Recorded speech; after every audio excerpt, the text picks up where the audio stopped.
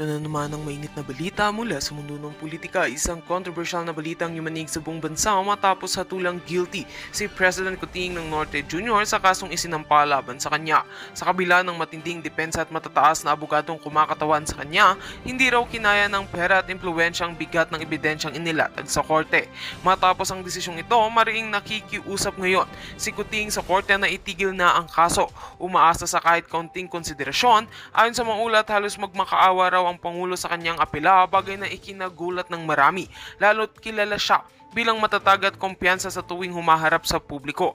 Samantala, marami ang nagtatanong ngayon, bakit nga ba hindi nagamit ng Pangulo ang kanyang yaman at kapangyarihan upang maabsuelto? Ayon sa ilang eksperto sa batas, posibleng naging masyado ng malakas ang ebidensya laban sa kanya at pinanindigan ng hukom ang prinsipyo ng patas na hustisya. Habang nag-aabang ang taong bayan sa susunod na hakbang ng administrasyon, patuloy naman ang pagtutok ng media sa galaw ng Malacanang. Hiling ng marami anumang maging kahihinatnan na manaig ang katotohanan at katarungan. At yan nga ang mga balitang ating pagkakatutukan, at kung bago ka pa lamang sa aking channel ay huwag kakalimutang mag-like, share and subscribe para updated ka sa aming mga bagong balita dito sa Tatak Pinas.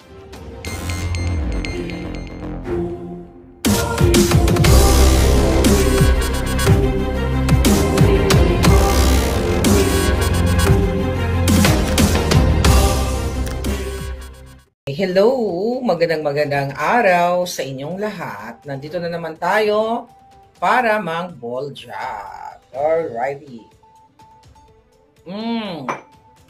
So mga kababayan, tayo ay magre-react dito sa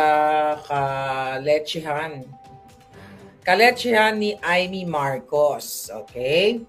So syempre nangunguna si bargain shopper. Ayan, from Los Angeles. Ano bang binabargain mo, Palangga? Si BLOO, masyadong talagang kasamaan nila, pati si Ray Sara, ipa-ICC nila, sabi ni Sherlina HSU. Alright. Marami tayong pag-uusapan kasi napakinggan ko yung parang press conference ni Mangga Amy Marcos. Napakinggan nyo ba? Ano sa tingin nyo ang kanyang eksena drama-rama? So, ang title natin, sino si Lulong? Lulong. Si Lolong or si Lolong? Amy versus Bangag, drama-rama. At Attorney Harry, syempre, target pa rin ng mga bangag. Okay mga kababayan, so, nagkaroon nga ng press conference si Amy Marcos, si Mangga, kung saan ay isiniwalat niya ang not really sinawalat yung parang assessment niya, hindi pa kasi resolution dahil according to her ay hindi pa tapos yung hearing diyan sa Hi Ma'am Parvina in Japan, how are you? Hindi pa tapos yung hearing dito sa Foreign Relations Committee na kung saan ay pinatawag niya nga yung mga kasabwat ng mga bangag. Okay, bakit ko sinasabi na ito ay ito ngayong araw na patunayan ko talaga na hindi dapat talaga iboto si Amy Marcos. Kasi una, nagdrama-drama siya, di ba? Nag-post siya sa kanyang social media ng picture na kung saan nakalagay doon lulong. Pero actually, kasi Lulong. Okay, ang sabi niya doon, lulong, lolong, buhaya. Yun, di ba? Sino si Lolong? So, ineri nga natin yon. I mean, ni-share natin yun mga kababayan. Tignan lang natin, no? Ano ba ang sabi niya exactly? So, in-echo natin yan. At habang naghahanap ako, pwede ba paki-like and subscribe din naman ang ating YouTube channel, ano? Boljakan TV para everybody's happy. Okay daw. So, tignan ko lang yung lulong niya. Ang dami na nga niya sinabi mga lulong-lulong doon eh. Sino si Lolong? Alright. So, ngayon, sabi niya, galit ako kay Lolong. Lolong, April 28. Ayaw namin ng ganitong mga kadyutahan. Di ba? Ayaw nyo ng ganito? Yung mga ganitong kadyutahan, ka-actingan, fed up na kami, sukang-suka na ang taong bayan. Alright? Ang sabi niya, sino si Lulong? Bakit galit si Amy Marcos? Eklabush. So, it's either lulong, ang ako nga interpretation ko dyan is lulong sa droga, yung kapatid niya, pero ngayong araw, nung siya ay nagdrama-rama, sa kanyang, tawag dito, sa kanyang press conference, inilatag niya, actually pinakinggan ko at nagsulat tayo ng notes, ano? Tingnan ko lang dito, So pinakinggan ko yung kanyang dramatization 101, mga kababayan. Pinakita niya doon yung timeline, sinabi niya yung timeline sa harap ng media, sa harap ng buong bayan, yung panggigipit sa kay Pangulong Duterte, kay Inday Sara. Sabi niya doon, March 24, di ba, sinimulan yung People's Initiative para daw amyendahan yung konstitusyon at batikusin nga ang mga Duterte, di ba? Sino ba yon yung namang nagpasimula nun? Di ba yung kapatid niya at yung kanyang pinsan na si Romualdez, di ba, si Tambaloslos. Sinabi niya, May 2024, DOJ nagsabit ng legal brief para sa ICC cooperation. May mga ganyan siya. Alam mo, bago pa itong Mayo, January pa lang, inulat ko na yan sa inyo. Ako mismo ang nag-expose nito, hindi si Amy Marcos. It just so happened na wala akong political power para imbestigahan itong mga buwaka ng inang ito. Pero mga kababayan, hindi si Amy Marcos na nag-expose sa inyo na pinapasok ng mga buwaka ng inang kapatid niya yung ICC. Diba? Sinabi niya, August 2024, nagkaroon ng Quadcom hearing versus mga Duterte nga at yung COA audit kay Inday Sara. Sabi niya, October 24, yung ICC prosecutors pumasok sa ating bayan. Lahat yun sinabi ko, may supporting documents pa yan, pati mga passport. Diba? Although hindi ko naman pinakita yung passport, yung mga business cards, pinakita ko yan sa inyo mga kababayan. Nung sabi niya, ano daw, yung una, yung sinabi ng kapatid niya na hindi manghihimasok, ay hindi niya papayagan yung ICC. Tapos tila noong November 2024 ay nagbago na naman ang tono ng kanyang kapatid. And then nga yung impeachment ni Inday, di ba? In-impeach sila dyan sa Congress na yan.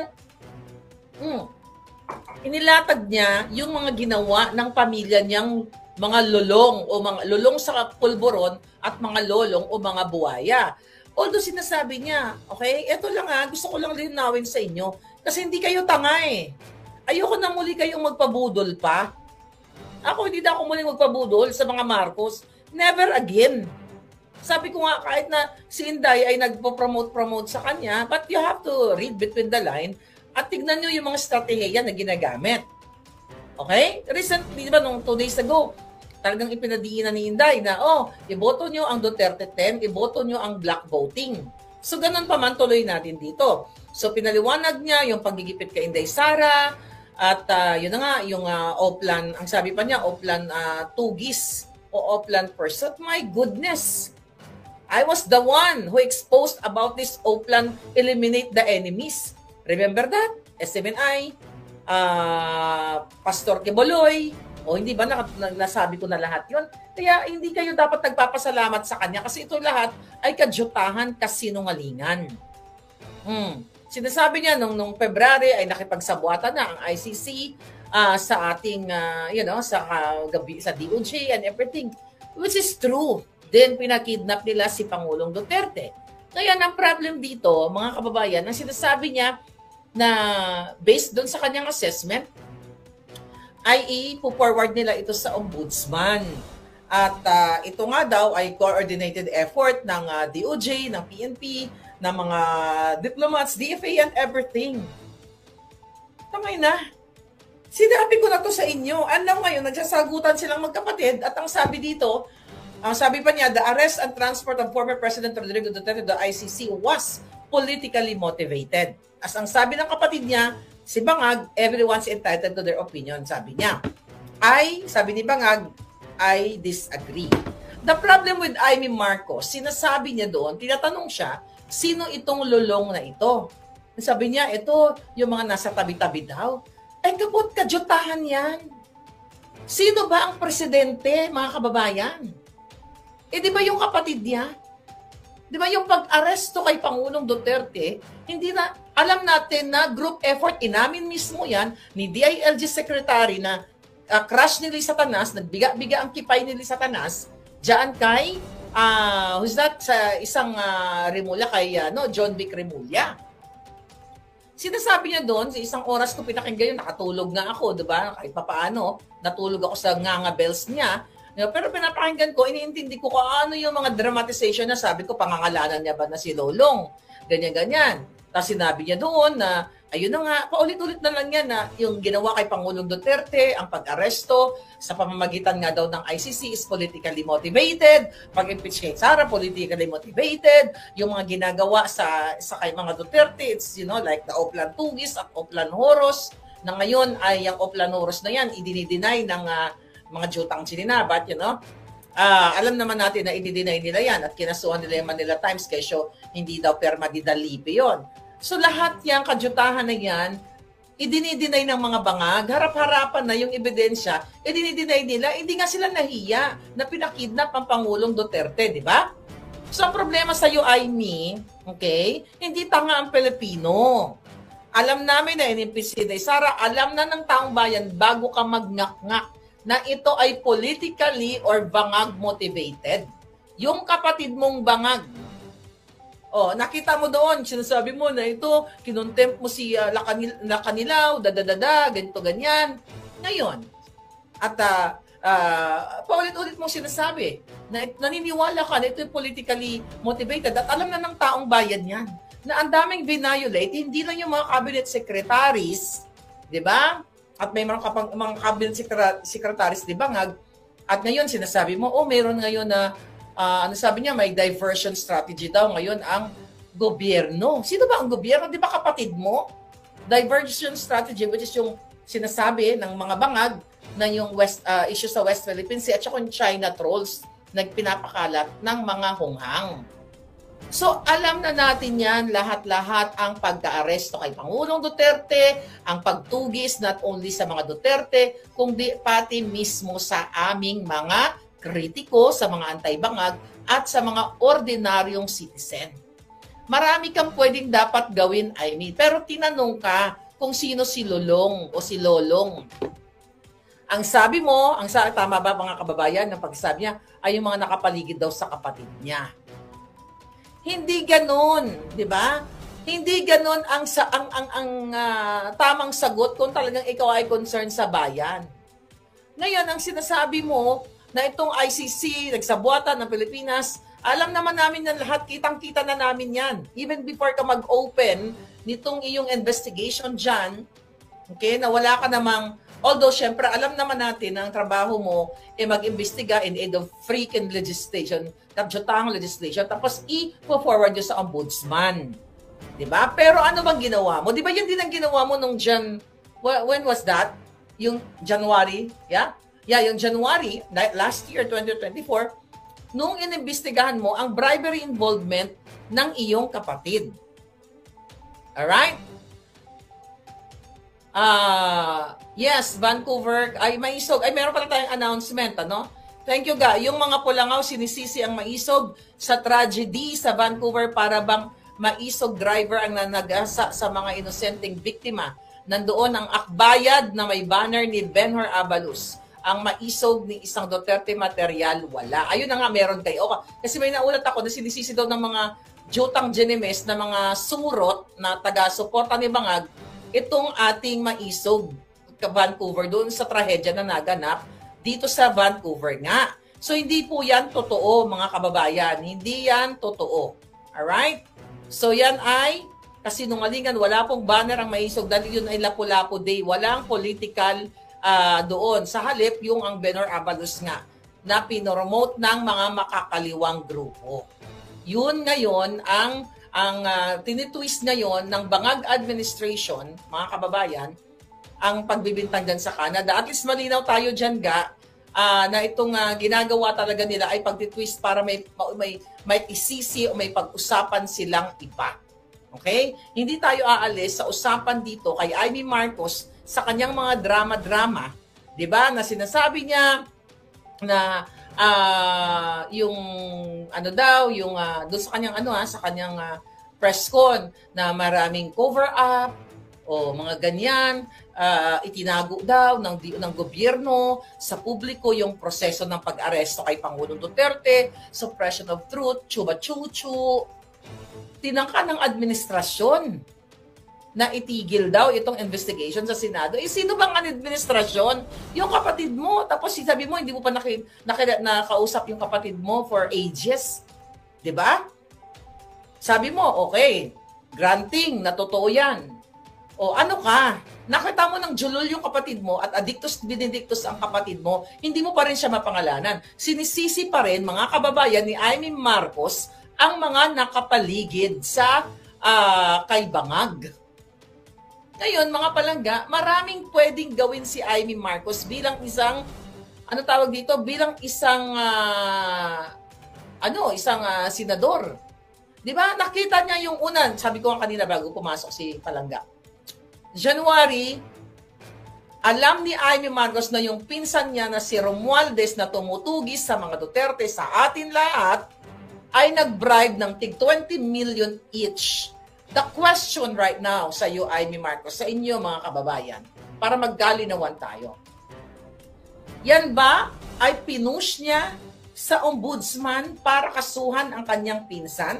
Kasi dito ngayon sa kanyang bagong hanash, 'di ba? O ang sabi niya, maaaring managot si Bonjing Remulla na hindi pa makuha-kuha ng impyerno 'yan, ng violation of RA 3019, Anti-Graft and Corruption.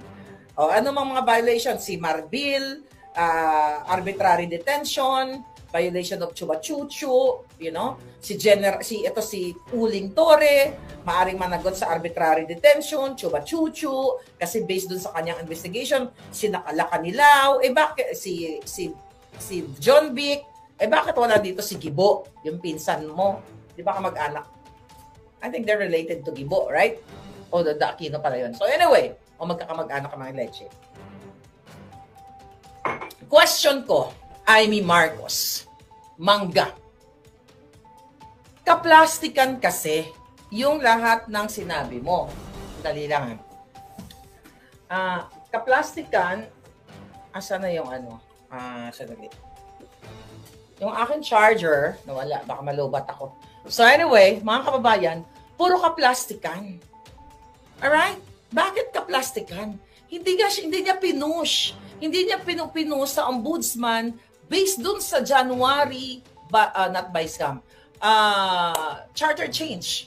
Okay? Na sinabi niya doon na ang si Martin Romualdez, si Tambalustos, si Saldico, sila Oñate, lahat sila, di ba, nag-meeting-meeting. At doon sinabi yun, nagbigay ng 20 million each sa mga kongresista. Meron ba siyang ginawa doon? At ngayon, pabida ka na ipupush mo ito sa ombudsman. Kasi pwede silang kasuhan, criminal cases, administrative chuba-chuchu. Ngayon ang question ko sa iyo, Amy Marcos, 'di ba? Itong kadramahan na ito, ito ay isang what? Isang pangbubudol na naman sa mga botante. Kaya tama si Agent Morales, no? Duterte 10, mag-focus lang kayo. Ipanaw party list, huwag niyong kalimutan. Gabay party list at yung Duterte party list natin dyan. Alright? At yung PWD, yung kay Guanzon, maganda naman yung kanyang layunin. Huwag yung kalimutan yung mga party list na yan. So, the question now, Amy, tinanong ka, sino si Lulong? Ay, parang wag muna, hindi daw muna papangalanan, parang abangan-abangan. Juta? Ano yan? Anong panlilin lang yan? Ang kapatid mong hangal, ang kapatid mong addictus benedictus, siya ay ang presidente at alam na alam mo, siya ay hindi nagpapatakbo sa bayan dahil ang hipag mong Bangag, kidnapper kawatan, alam na alam mo na dapat kung meron kang pagmamahal sa Pilipino, nasasabihin mo iba kang dugo, chuchuchucho. Hindi ba dapat ikaw mismo ang maglakad ng impeachment sa kapatid mo kasi betrayal of public trust? Kasama sa mga bribery issue dito, bakit wala kang ginagawa? Tapos sasabihin mo, yung kapatid mo, napapaligiran ng demonyo. Matagal mo nang sinasabi yan last year, ay naku, yung kapatid ko napaligiran na ng demonyo. Puro ganon-ganon ka lang. Sino ba ang sinusunod ng mga cabinet secretaries na yan? Sino, mga kababayan? Hindi ba si Bangag? Pero sa totoong buhay, hindi nga si Bangag yung nagpapatakbo ng Pilipinas, kundi si Lisa Tanas. Nakita mo naman sila Kanilaw, di ba? pinakita ko sa inyo yung, ano tawag dito, yung opisina niya. Malaki ang picture ni Lisa Tanas doon.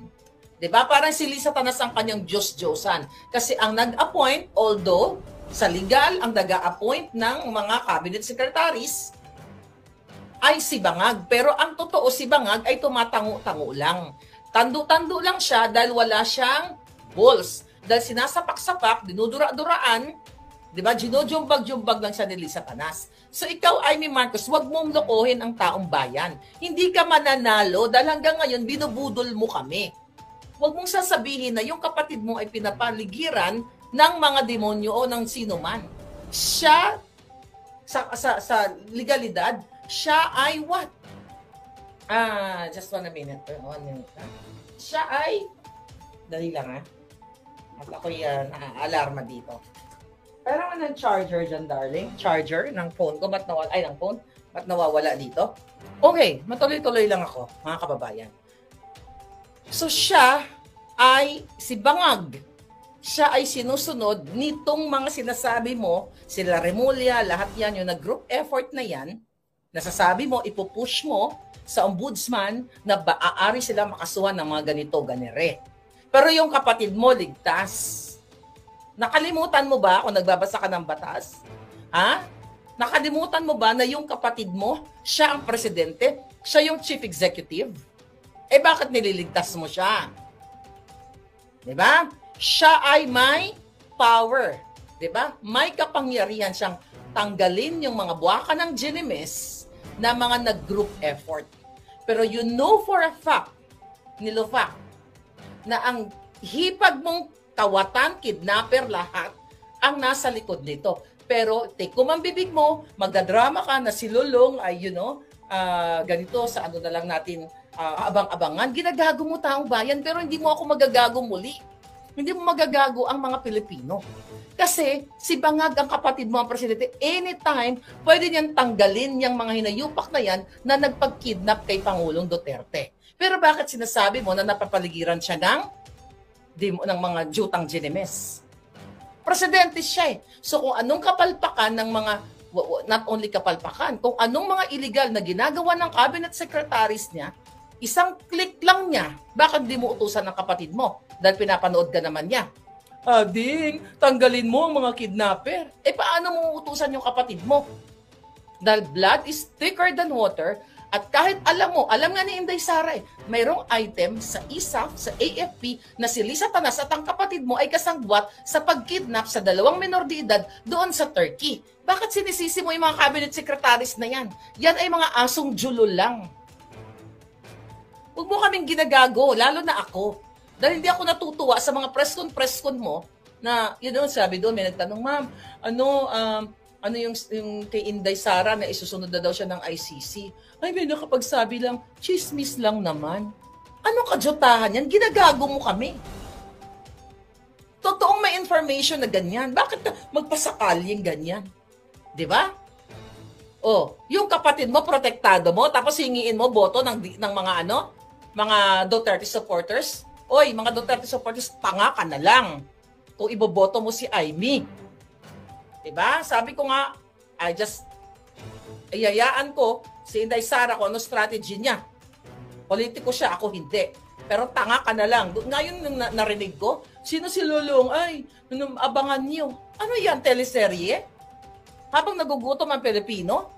Habang ang mga baka ng inang cabinet secretaries ni Bangag ng kapatid mong Adictus Benedictus, nagtikim-tikim ng 20 pesos na kilo ng bigas. Kunyari, okay naman, nye. Pero, pinakita ba nila yung actual na 20 pesos na kilo na bigas nung sinaing nila kung talaga bang yun yung magaspang o yung amoy burak na bigas?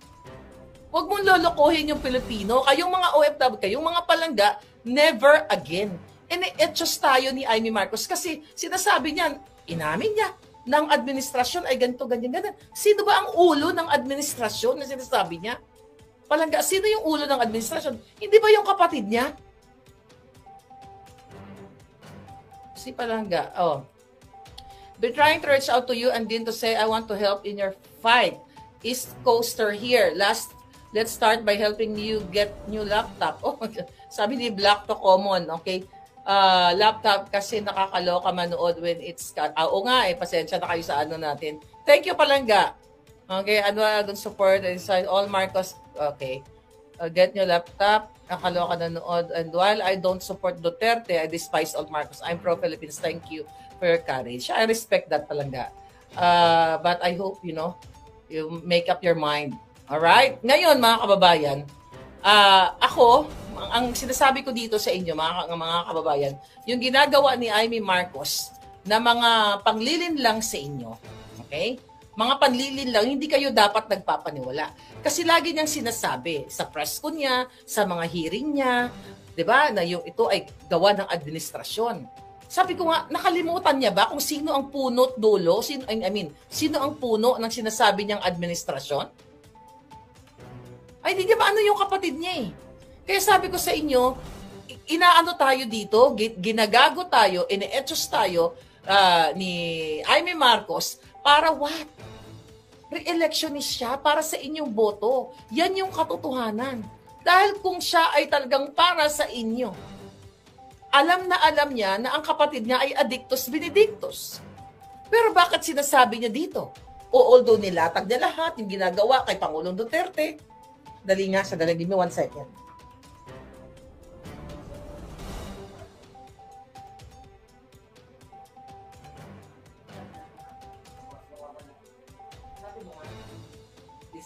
Sige, sorry pa lang for the interruption. Okay?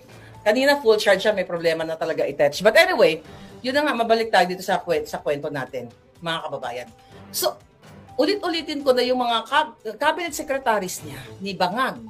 Isang click lang yan kapag gumawa ng katarantaduhan. Pero syempre, hindi makausap-kausap ni Amy Marcos na yung kapatid niya ay ganito, ganire. Dahil sabi ko nga, blood is still thicker than water. Okay? So ngayon, Palangging, yan ang gusto niyang hanash sa inyo. Kunin ang boto ninyo, pero paglalaruan kayo na kunwari, concern siya sa mga Duterte, okay? Pero ang totoo, yung kapatid niya pinagtatakpan niya. Hindi nga niya masabi ng kapatid niya mag-drug test eh. Narinig niyo ba? Na in-encourage niya na ang kapatid niya mag-pulburon test? Wala, di ba? Kahit alam niya na yung kapatid niya ay ang kapatid niya ay bangag. Pwede niyang kasuhan, sabi ko nga kanina sa inyo, mag-i-impeach yung kapatid niya. Dahil sa ginagawa at alam na alam niya, the fact na sinabi yun na napaligiran ng judgemon yung kanyang kapatid. Ibig sabihin, hindi nagpa-function ng tama ang utak ni Bangag dahil sunog na sa kasisinghot. Kitang-kita nyo naman. Pero anong sabi niya? Napaligiran ni Lolong. Sabihin na lang daw niya kung sino si Lolong. Isang malaking panggagancho niyan. Sabi ko nga, make up your mind. Kailangan yung huwag magpabudol muli. Huwag kayong magpabudol muli. Ako, ito ay not opinion. This is my stand bilang hindi nakikinabang sa lahat ng mga politiko. Sa nakakasunod sa akin, alam nyo yan. Even the Duterte administration ay binolja ko nung nakaraan. Di ba? Dahil ako ay hindi ko kailangan mag-PR kay Amy. Sinuport. So mga kababayan, tayo ay magre-react dito sa kaletsehan ni Amy Marcos. Okay? So syempre nangunguna si bargain shopper.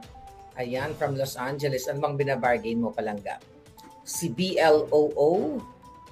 Masyadong talagang kasamaan nila. Pati si Daysara, ipa-ICC nila. Sabi ni Sherlina, HSU. Alright. Marami tayong pag-uusapan kasi napakinggan ko yung parang press conference ni Mangga Amy Marcos. Napakinggan nyo ba? Ano sa tingin nyo ang kanyang eksena drama-rama? So, ang title natin, sino si Lulong? Si Lulong. Si Lolong or si Lolong? Amy versus Bangag, drama-rama. At Attorney Harry, syempre, target pa rin ng mga Bangag. Okay mga kababayan, so, nagkaroon nga ng press conference si Amy Marcos, si Mangga, kung saan ay isiniwalat niya ang not really sinawalat yung ano no, yung parang assessment niya, hindi pa kasi resolution dahil according to her ay hindi pa tapos yung ano, yung hearing diyan sa Hi Ma'am Parvina in Japan, how are you? Hindi pa tapos yung hearing dito sa Foreign Relations Committee na kung saan ay pinatawag niya nga yung mga kasabwat ng mga bangag. Okay, bakit ko sinasabi na ito ay, ito ngayong araw na patunayan ko talaga na hindi dapat talaga iboto si Amy Marcos. Kasi una, nagdrama-drama siya, di ba? Nag-post siya sa kanyang social media ng picture na kung saan nakalagay doon, lulong. Pero actually, kasi L-U-L-O-N-G. Okay, ang sabi niya doon, lulong, lolong, buhaya yun, di ba? Sino si Lolong? So, ineri nga natin yon. I mean, ni-share natin yan mga kababayan. Tignan lang natin, no? Ano ba ang sabi niya exactly? So, in-echo natin yan. At habang naghahanap ako, pwede ba paki-like and subscribe din naman ang ating YouTube channel, ano? Boljakan TV para everybody's happy. Okay do. So, tignan ko lang yung lulong niya. Ang dami na nga niya sinabi mga lulong-lulong doon eh. Sino si Lulong? Alright. So, ngayon, sabi niya, galit ako kay Lulong. Lulong, April 28. Ayaw namin ng ganitong mga kadyutahan. Di ba? Ayaw nyo ng ganito? Yung mga ganitong kadyutahan, ka-actingan, fed up na kami, sukang-suka na ang taong bayan. Alright? Ang sabi niya, sino si Lulong? Bakit galit si Amy Marcos? Eklabush. So, it's either lulong, ako nga interpretation ko dyan is lulong sa droga, yung kapatid niya, pero ngayong araw, nung siya ay nagdrama-rama sa kanyang, sa kanyang press conference, inilatag niya, actually pinakinggan ko at nagsulat tayo ng notes, ano?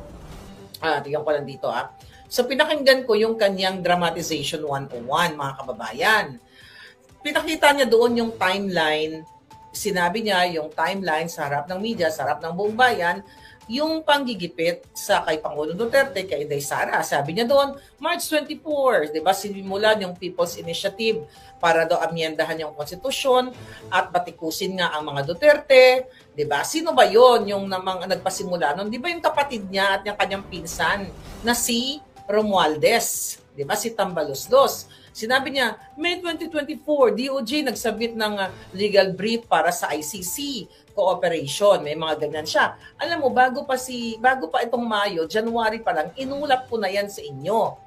Ako mismo ang nag-expose nito, hindi si Amy Marcos. It just so happened na wala akong political power para imbestigahan itong mga buwakan ng inang ito.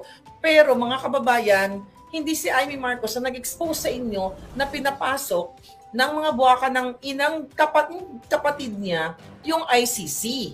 Diba? Sinabi niya, August 2024, nagkaroon ng Quadcom hearing versus mga Duterte nga at yung COA audit kay Inday Sara.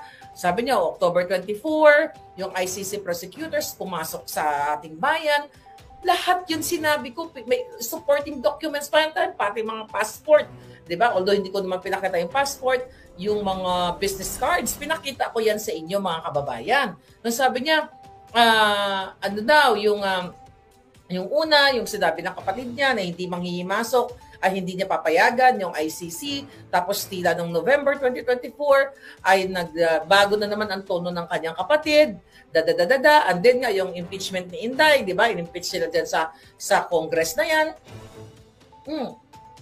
Inilatag niya yung mga ginawa ng pamilya niyang mga lolong o mga lolong sa pulburon at mga lolong o mga buwaya.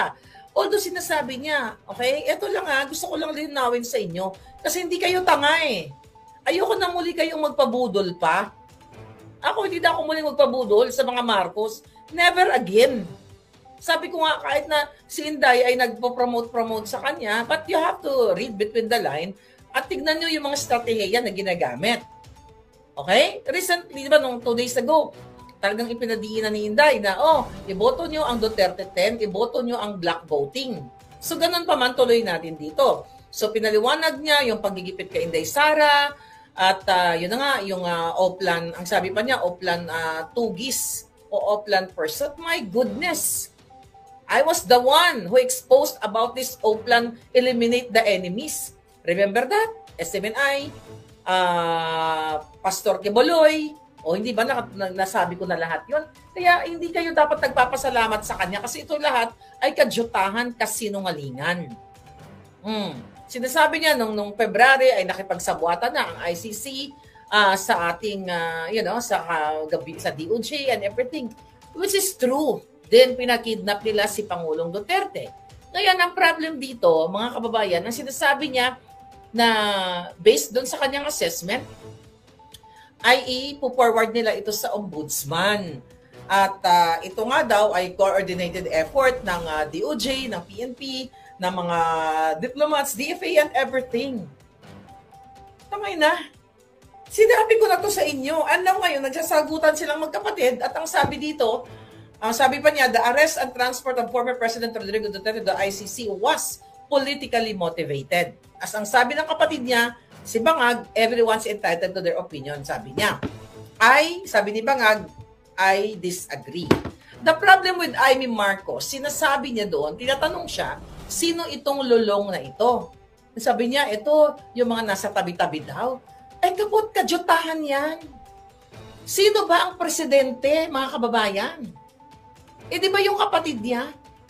Di ba yung pag-aresto kay Pangulong Duterte, hindi na, alam natin na group effort, inamin mismo yan, ni DILG Secretary na crush ni Lisa Tanas, nagbiga-biga ang kipay ni Lisa Tanas, dyan kay, who's that, sa isang Rimulya, kay John Vic Rimulya. Sinasabi niya doon, sa isang oras ko pinakinggan yun, nakatulog nga ako, diba? Kahit papaano, natulog ako sa nganga bells niya. Pero pinapakinggan ko, iniintindi ko kung ano yung mga dramatization na sabi ko, pangangalanan niya ba na si Lolong?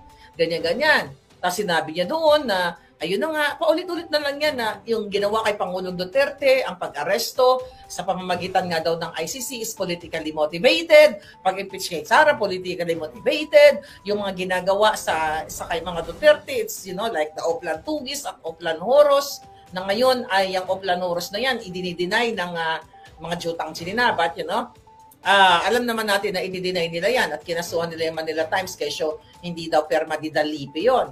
So lahat yung kadyutahan na yan, idinideny ng mga bangag, harap-harapan na yung ebidensya, idinideny nila, hindi nga sila nahiya na pinakidnap ang Pangulong Duterte, di ba? So ang problema sa iyo ay okay, hindi tanga ang Pilipino. Alam namin na inimpeach si Sara, alam na ng taong bayan bago ka magngak-ngak na ito ay politically or bangag motivated. Yung kapatid mong bangag, nakita mo doon, sinasabi mo na ito, kinontempt mo si Lacanilaw, ganito, ganyan. Ngayon, at paulit-ulit mo sinasabi na naniniwala ka na ito ay politically motivated at alam na ng taong bayan yan na ang daming violate, hindi lang yung mga cabinet secretaries, di ba? At may mga cabinet secretaries di Bangag. At ngayon, sinasabi mo, meron ngayon na, sabi niya, may diversion strategy daw ngayon ang gobyerno. Sino ba ang gobyerno? Di ba kapatid mo? Diversion strategy, which is yung sinasabi ng mga Bangag na yung issue sa West Philippine Sea at saka yung China trolls na pinapakalat ng mga hunghang. So, alam na natin yan, lahat-lahat ang pagka-aresto kay Pangulong Duterte, ang pagtugis not only sa mga Duterte, kundi pati mismo sa aming mga kritiko, sa mga antay-bangag, at sa mga ordinaryong citizen. Marami kang pwedeng dapat gawin, Amy, pero tinanong ka kung sino si Lolong o si Lolong. Ang sabi mo, tama ba mga kababayan, ng pagsabi niya, ay yung mga nakapaligid daw sa kapatid niya. Hindi ganoon, 'di ba? Hindi ganoon ang tamang sagot kung talagang ikaw ay concerned sa bayan. Ngayon, ang sinasabi mo na itong ICC, nagsabuatan ng Pilipinas, alam naman namin na lahat, kitang-kita na namin yan. Even before ka mag-open nitong iyong investigation dyan, okay, na wala ka namang, although syempre alam naman natin na ang trabaho mo ay mag-imbestiga in aid of freaking legislation, kadyotang legislation, tapos i-forward nyo sa ombudsman. 'Di ba? Pero ano bang ginawa mo? 'Di ba yan din ang ginawa mo nung when was that? Yung January, yeah? Yeah, yung January, last year, 2024, nung inimbestigahan mo ang bribery involvement ng iyong kapatid. Alright? Yes, Vancouver, ay Maisog. Ay, meron pala tayong announcement, ano? Thank you, Ga. Yung mga Pulangaw, sinisisi ang Maisog sa tragedy sa Vancouver para bang Maisog driver ang nanagasa sa mga inosenteng biktima. Nandoon ang akbayad na may banner ni Benhur Abalos. Ang Maisog ni isang Duterte material, wala. Ayun na nga, meron kayo. Kasi may naulat ako na sinisisi daw ng mga Jotang Genemes na mga surot na taga-suporta ni Bangag itong ating Maisog Vancouver doon sa trahedya na naganap dito sa Vancouver nga. So hindi po yan totoo, mga kababayan. Hindi yan totoo. Alright? So yan ay kasinungalingan. Wala pong banner ang Maisog dahil yun ay Lapu-Lapu Day. Walang political doon. Sa halip, yung ang Benhur Abalos nga na pinoromote ng mga makakaliwang grupo. Yun ngayon ang tinitwist ngayon ng Bangag administration, mga kababayan, ang pagbibintang dyan sa Canada. At least malinaw tayo dyan, Ga, na itong ginagawa talaga nila ay pagtitwist para may isisi o may pag-usapan silang iba. Okay? Hindi tayo aalis sa usapan dito kay Amy Marcos sa kanyang mga drama-drama, 'di ba? Na sinasabi niya na yung ano daw, yung doon sa kanyang sa kanyang press con na maraming cover up o mga ganyan, itinago daw ng gobyerno sa publiko yung proseso ng pag-aresto kay Pangulong Duterte, suppression of truth, chuba-chuchu. Tinangka ng administrasyon na itigil daw itong investigation sa Senado. Sino bang ang administrasyon? Yung kapatid mo. Tapos sabi mo, hindi mo pa nakausap yung kapatid mo for ages. 'Di ba? Sabi mo, okay, granting, na totoo yan. O ano ka? Nakita mo ng julol yung kapatid mo at addictus benedictus ang kapatid mo, hindi mo pa rin siya mapangalanan. Sinisisi pa rin, mga kababayan, ni Amy Marcos ang mga nakapaligid sa kay Bangag. Ngayon, mga palangga, maraming pwedeng gawin si Amy Marcos bilang isang, bilang isang, senador. Di ba? Nakita niya yung una, sabi ko kanina bago pumasok si Palangga. January, alam ni Amy Marcos na yung pinsan niya na si Romualdez na tumutugis sa mga Duterte sa atin lahat, ay nag-bribe ng tig 20 million each. The question right now sa iyo, Amy Marcos, sa inyo mga kababayan, para magkalinawan tayo. Yan ba ay pinush niya sa ombudsman para kasuhan ang kanyang pinsan? Kasi dito ngayon sa kanyang bagong hanash, 'di ba? O ang sabi niya, maaaring managot si Bonjing Remulla na hindi pa makuha-kuha ng impyerno yan, ng violation of RA 3019, Anti-Graft and Corruption. O ano mga violation? Si Marbil, arbitrary detention, violation of chuba-chuchu, si Uling Torre, maaring managot sa arbitrary detention, chuba-chuchu, kasi based dun sa kanyang investigation, sinakala Kanilaw, bakit si John Vic, bakit wala dito si Gibo, yung pinsan mo? Di ba kamag-anak? I think they're related to Gibo, right? O, the Aquino pala yun. So anyway, magkakamag-anak ka mga leche. Question ko, Amy Marcos, Mangga. Kaplastikan kasi yung lahat ng sinabi mo. Dali lang. Kaplastikan, asa na yung sadali. Yung aking charger, nawala, baka malubat ako. So anyway, mga kababayan, puro kaplastikan. Alright? Bakit kaplastikan? Hindi niya pinush. Hindi niya pinush sa ombudsman based dun sa January, not by scam, charter change. Okay? Na sinabi niya doon na si Martin Romualdez, si Tambaluslos, si Saldico, si Laonyati, lahat sila, di ba, nag-meeting-meeting. At doon sinabi yun, nagbigay ng 20 million each sa mga kongresista. Meron ba siyang ginawa doon? At now ngayon, pabida ka na ipupush mo ito sa ombudsman. Kasi pwede silang kasuhan, criminal cases, administrative chuba-chuchu. Ngayon ang question ko sa'yo, Amy Marcos, di ba? Itong kadramahan na ito, ito ay isang what? Isang pangbubudol na naman sa mga botante. Kaya tama si Agent Morales, no? Duterte 10, mag-focus lang kayo. Ipanaw party list, huwag niyong kalimutan. Gabay party list, at yung Duterte party list natin dyan. Alright? At yung PWD, yung kay Guanzon, maganda naman yung kanyang layunin. Huwag niyong kalimutan yung mga party list na yan. So, the question now, Amy, tinanong ka, sino si Lulong? Ay, parang wag muna, hindi daw muna papangalanan. Parang abangan-abangan. Juta? Ano yan?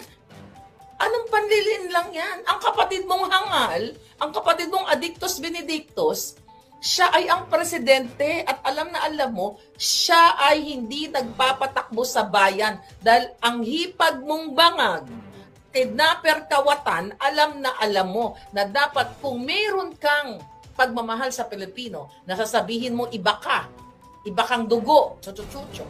Hindi ba dapat ikaw mismo ang maglakad ng impeachment sa kapatid mo kasi betrayal of public trust? Kasama sa mga bribery issue dito, bakit wala kang ginagawa? Tapos sasabihin mo, yung kapatid mo, napapaligiran ng demonyo. Matagal mo nang sinasabi yan last year, ay naku, yung kapatid ko napaligiran na ng demonyo. Puro ganon-ganon ka lang. Sino ba ang sinusunod ng mga cabinet secretaries na yan? Sino, mga kababayan? Hindi ba si Bangag? Pero sa totoong buhay, hindi nga si Bangag yung nagpapatakbo ng Pilipinas, kundi si Lisa Tanas. Nakita mo naman sila Kanilaw, di ba? Pinakita ko sa inyo yung, yung opisina niya. Malaki ang picture ni Lisa Tanas doon. Di ba? Parang si Lisa Tanas ang kanyang Diyos-Diyosan. Kasi ang nag-appoint, although sa legal, ang nag-appoint ng mga cabinet secretaries, ay si Bangag. Pero ang totoo, si Bangag ay tumatango-tango lang. Tando-tando lang siya dahil wala siyang balls. Dahil sinasapak-sapak, dinudura-duraan, di ba? Ginujumbag-jumbag lang siya ni Lisa Tanas. So ikaw, Amy Marcos, wag mong lokohin ang taong bayan. Hindi ka mananalo dahil hanggang ngayon, binubudol mo kami. Wag mong sasabihin na yung kapatid mo ay pinapaligiran ng mga demonyo o ng sino man. Siya, sa legalidad, siya ay what? Just 1 minute. 1 minute, ha? Siya ay, dali lang, ha? At ako'y alarma dito. Pero ng charger dyan, darling. Charger ng phone ko. Ba't nawawala dito? Okay, matuloy-tuloy lang ako, mga kababayan. So siya ay si Bangag. Siya ay sinusunod nitong mga sinasabi mo, sila Remulla, lahat yan, yung nag-group effort na yan, nasasabi mo, ipupush mo sa ombudsman na maaari sila makasuhan ng mga ganito, ganire. Pero yung kapatid mo, ligtas. Nakalimutan mo ba kung nagbabasa ka ng batas? Nakalimutan mo ba na yung kapatid mo, siya ang presidente, siya yung chief executive? Bakit nililigtas mo siya? Diba? Siya ay may power. Diba? May kapangyarihan siyang tanggalin yung mga buwaka ng ginimis na mga nag-group effort. Pero you know for a fact, Nilofac, na ang hipag mong kawatan, kidnapper, lahat, ang nasa likod nito. Pero, take ang bibig mo, magdadrama ka na si Lulong ay, ganito, sa ano na lang natin, abang-abangan. Ginagago mo taong bayan, pero hindi mo ako magagago muli. Hindi mo magagago ang mga Pilipino. Kasi si Bangag, ang kapatid mo, ang presidente, anytime, pwede niyan tanggalin yung mga hinayupak na yan na nagpag-kidnap kay Pangulong Duterte. Pero bakit sinasabi mo na napapaligiran siya ng mga jutang ginimes? Presidente siya eh. So kung anong kapalpakan ng mga, not only kapalpakan, kung anong mga illegal na ginagawa ng cabinet secretaries niya, isang click lang niya, bakit di mo utusan ng kapatid mo? Dahil pinapanood ka naman niya. Ading, tanggalin mo ang mga kidnapper. Paano mo utusan yung kapatid mo? Dahil blood is thicker than water, At kahit alam nga ni Inday Sara mayroong item sa ISAF, sa AFP, na si Lisa Tanas at ang kapatid mo ay kasangwat sa pagkidnap sa 2 menor de edad doon sa Turkey. Bakit sinisisi mo yung mga cabinet secretaries na yan? Yan ay mga asong julo lang. Huwag mo kaming ginagago, lalo na ako. Dahil hindi ako natutuwa sa mga press con mo na, sabi doon, may nagtanong, ma'am, ano yung kay Inday Sara na isusunod na daw siya ng ICC? Ay, may nakapagsabi lang, chismis lang naman. Anong kajotahan yan? Ginagago mo kami. Totoong may information na ganyan. Bakit magpasakaling ganyan? Diba? Yung kapatid mo, protektado mo, tapos hingiin mo boto ng mga Duterte supporters. Oy, mga Duterte supporters, tanga ka na lang kung iboboto mo si Amy. Diba? Sabi ko nga, ayayaan ko si Inday Sara kung ano strategy niya. Politiko siya, ako hindi. Pero tanga ka na lang. Ngayon narinig ko, sino si Lulong? Ay, abangan niyo. Ano yan, teleserye? Habang nagugutom ang Pilipino? Habang ang mga baka ng inang cabinet secretaries ni Bangag ng kapatid mong Adictus Benedictus nagtikim-tikim ng 20 pesos na kilo ng bigas. Kunyari, okay naman, nye. Pero pinakita ba nila yung actual na 20 pesos na kilo ng bigas nung sinaing nila kung talaga bang yun yung magaspang o yung amoy burak na bigas? Huwag mong lolokohin yung Pilipino. Kayong mga OFW, kayong mga palangga, never again. Ine-etchos tayo ni Amy Marcos kasi sinasabi niya, inamin niya, ng administrasyon ay ganito, ganyan. Sino ba ang ulo ng administrasyon na sinasabi niya? Palangga, sino yung ulo ng administrasyon? Hindi ba yung kapatid niya? Si Palangga, been trying to reach out to you and then to say, I want to help in your fight. East Coaster here. Let's start by helping you get new laptop. Sabi ni Black to Common, okay? Laptop kasi nakakaloka manood when it's pasensya na kayo sa natin. Thank you, Palangga. Okay, don't support inside all Marcos. Okay. Get new laptop, nakaloka nanood. And while I don't support Duterte, I despise all Marcos. I'm pro-Philippines. Thank you for your courage. I respect that, Palangga.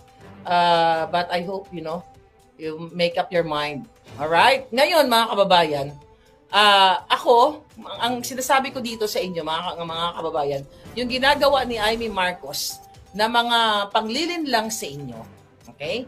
Mga panlilin lang, hindi kayo dapat nagpapaniwala. Kasi lagi niyang sinasabi sa press ko niya, sa mga hearing niya, 'di ba, na yung ito ay gawa ng administrasyon. Sabi ko nga, nakalimutan niya ba kung sino ang puno at dulo? Sino ang puno ng sinasabi niyang administrasyon?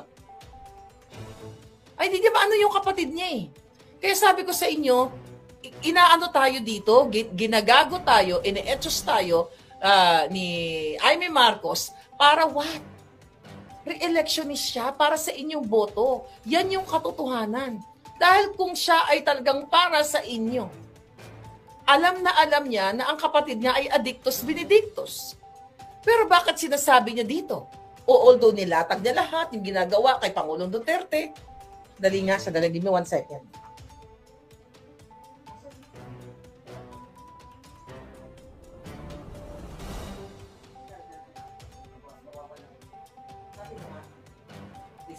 Sige, sorry Palangga for the interruption. Okay? Kanina full charge siya, may problema na talaga i-touch. But anyway, yun na nga, mabalik tayo dito sa kwento natin, mga kababayan. So, ulit-ulitin ko na yung mga cabinet secretaries niya, ni Bangag. Isang click lang yan kapag gumawa ng katarantaduhan. Pero syempre, hindi makausap-kausap ni Amy Marcos na yung kapatid niya ay ganito, ganire. Dahil sabi ko nga, blood is still thicker than water. Okay? So ngayon, Palangging, yan ang gusto niyang hanash sa inyo. Kunin ang boto ninyo, pero paglalaruan kayo na kunwari, concern siya sa mga Duterte, okay? Pero ang totoo, yung kapatid niya, pinagtatakpan niya. Hindi nga niya masabi ng kapatid niya mag-drug test eh. Narinig niyo ba? Na in-encourage niya na ang kapatid niya mag-pulburon test? Wala, di ba? Kahit alam niya na yung kapatid niya ay, ang kapatid niya ay Bangag. Pwede niyang kasuhan. Sabi ko nga kanina sa inyo, mag-i-impeach yung kapatid niya. Dahil sa ginagawa at alam na alam niya, the fact na sinabi yun na napaligiran ng judgemon yung kanyang kapatid. Oh, ibig sabihin, hindi nagpa-function ng tama ang utak ni Bangag dahil sunog na sa kasisinghot. Kitang-kita nyo naman. Pero anong sabi niya?